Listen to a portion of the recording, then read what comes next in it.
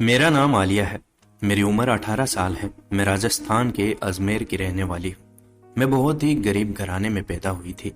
मेरा कोई भी भाई नहीं था। मेरी माँ लोगों के घर की सफाइयाँ करती थी। उनके घर के बर्तन धोना, झाड़ू लगाना, ये सब काम करके मेरी माँ हमारा पेट पालती थी। मेरे पापा 1 साल पहले ही लकवे की वजह से बिस्तर पर पड़े थे। मैंने भी 10वीं के बाद स्कूल छोड़ दिया था और सारा दिन घर के काम काज करती। कभी कभी तो माँ मुझे अपने साथ काम पर ले जाती थी। मैंने अपना सारा बचपन ऐसे ही गुजारा है। मैं एक बहुत ही प्यारी खूबसूरत सी लड़की थी। मेरा रंग गोरा था, तीखी नाक, मोटी आंखें, एक निहायत ही अच्छी सूरत रखने वाली। लोग अक्सर मुझे देखकर मेरी माँ को यही कहा करते थे कि ये तो आप लोगों की बच्ची लगती ही नहीं है, ये तो अंग्रेजन लड़कियों की तरह लगती है। क्या ही वो दिन थे। तब मेरी उम्र 18 साल थी।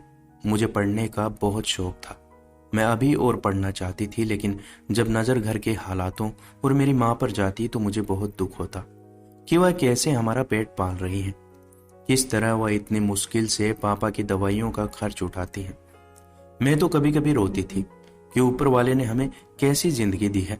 मेरी माँ के क्या नसीब लिखे हैं। ऊपर वाले को जरा भी तरस नहीं आया मेरी माँ का नसीब लिखते वक्त। मैं तो कभी कभी यह भी सोचती थी कि काश ऊपर वाला मुझे लड़का बनाकर भेज देता। मैं अपने माँ बाप का इस बुढ़ापे में ढाल बन जाती। खैर, सोचने को तो कुछ भी सोचा जा सकता है, लेकिन होता वही है जो ऊपर वाले की मर्जी हो। मैं इधर अपनी माँ की जिंदगी बता रही हूँ, लेकिन सच तो यह है कि उनकी जिंदगी मुझसे बहुत ही अच्छी थी। जो जिंदगी अब मैं गुजार रही हूँ, कोई उसके बारे में सोच भी नहीं सकता। मेरे जैसी जिंदगी तो ऊपर वाला मेरे दुश्मन को भी ना दे। मैं अपनी कहानी कहाँ से शुरू करूं, शब्द ही नहीं है मेरे पास। है ऊपर वाले, ऐसी जिंदगी कभी किसी को मत देना। जब मैं 21 साल की हुई तो मेरे लिए बहुत ज्यादा रिश्ते आने शुरू हो गए थे, लेकिन माँ अभी शादी नहीं करना चाहती थी। लेकिन एक दिन ऐसा रिश्ता मेरे लिए आया कि माँ ने झट से हाँ कर दी। मैं हैरान थी कि माँ ऐसा क्यों कर रही है।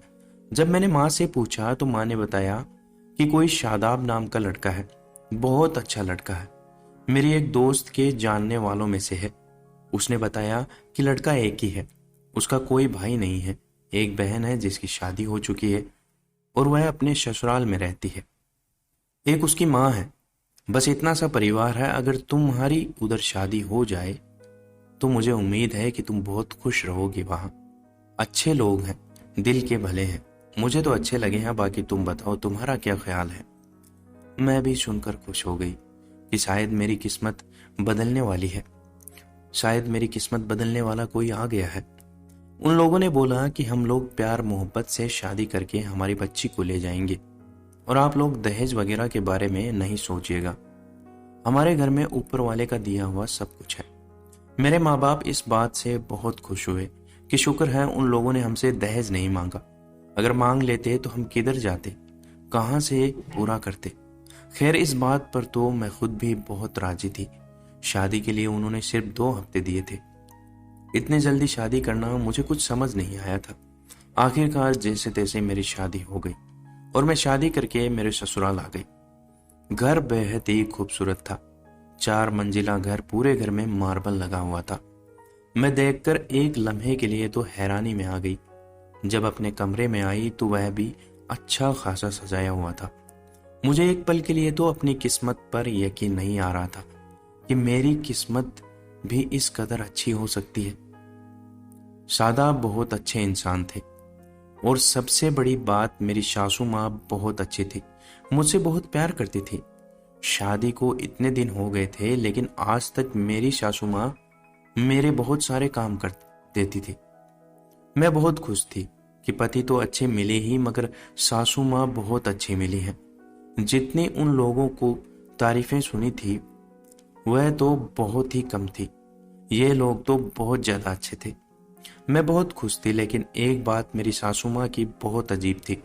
उस वक्त जब मेरे पति काम पर चले जाते तो थोड़ी देर बाद मेरी सासू माँ भी बिना बताए घर से बाहर चली जाती थी। दोस्तों, आपको यह कहानी का फर्स्ट पार्ट कैसा लगा कमेंट करके जरूर बताइएगा। चैनल पर नए हैं तो चैनल को सब्सक्राइब जरूर कीजिएगा और जिन्होंने कर रखा उनका बहुत बहुत शुक्रिया। धन्यवाद।